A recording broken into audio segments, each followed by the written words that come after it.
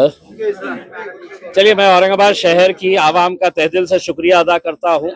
अल्लाह रब्बुल इज़्ज़त का शुक्रिया अदा करता हूँ कि हमारी सबकी दुआओं को कबूल किए।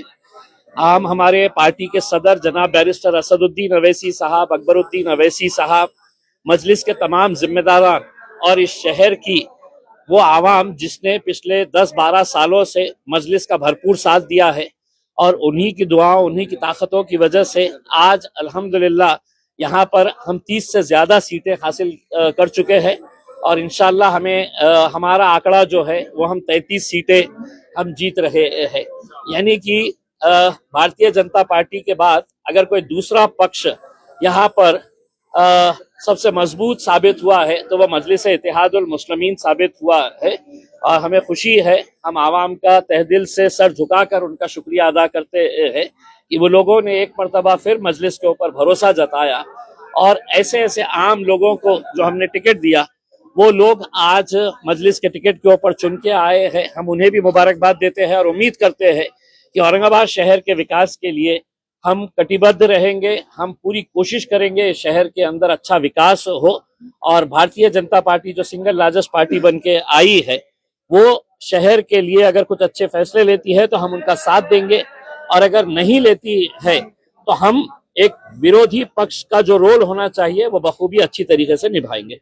बंटवारे में नेताओं ने अपने बच्चों को दिया, सब किया। गुलमंडी जैसे इलाके में देखिए, एक बहुत बड़ा तमाचा ये कह लीजिएगा जूता मारी है उन तमाम सियासी पार्टियों को जिन्होंने अपने रिश्तेदारों को, अपने घर वालों को टिकट दिया। अगर संजय सिरसाट अपने बेटे और बेटी के लिए करोड़ों रुपया खर्च नहीं करता तो शायद उनका बेटा और बेटी भी घर पर बैठते। लेकिन तमाम राजनीतिक पार्टियों के नेताओं ने अपने बेटे को, अपने भाई को, अपने बाप को, अपने बीवी को, अपने बेटी को, हर एक को टिकट दिया। नतीजा क्या हुआ कि लोगों ने एक पैगाम दिया है कि हम सिर्फ गोटियां खेलने के लिए नहीं है, हम सिर्फ है तो चद्दर बिछाने के लिए, शतरंजियां बिछाने के लिए नहीं है, हम भी पार्टी के मजबूत लोग हैं, हमें भी टिकट मिलना चाहिए करके। MIM एक वाहिद पार्टी थी जिसने ना किसी घर वाले को ना किसी रिश्तेदार को दिया। हमने आम लोगों में से लोगों को उठाकर, और जो पार्टी के बारे में हमारे ऊपर इल्जाम लगाते हैं कि MIM जातिवादी पार्टी है, आज कितनी सारी हिंदू महिलाओं को हमने चुना कर लाया है, ST समाज की महिलाओं को हमने चुना कर लाया है, दलित समाज के हमारे कितने सारे भाई और बहनों को हम लोगों ने चुना कर लेके आया है।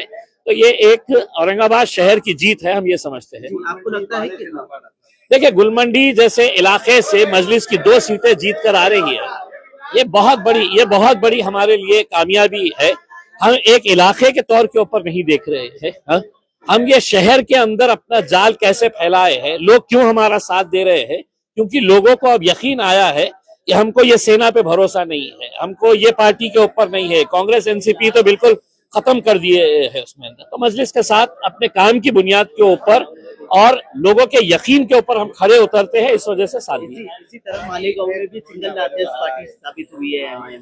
देखिए, आप पूरे महाराष्ट्र के अंदर देखिए कि गोवंडी के अंदर हम लोगों ने 4 सीटें जीते हैं, मुमरा के अंदर हम 5 सीटें जीते हैं, धुलिया में अभी तक हमारे 8 सीटें जीत चुके हैं, अमरावती में 9 सीटें जीते हैं, परभनी में 1 सीट जीते हैं, जालना में 2 सीटें जीते हैं, अकोला में 3 सीटें जीते हैं। तो मैंने ओवैसी साहब को कहा था कि ओवैसी साहब, इंशाल्लाह जहां जहां पर भी हम इलेक्शन लड़ रहे हैं, इंशाल्लाह वहां पर मजलिस की नुमाइंदगी आपको देखने को मिलेगी। कहीं ज्यादा है, कहीं कम है, लेकिन है। चला आता मराठीत आम्हाला सांगा, स्ट्राइक रेट आपला सबसे अच्छा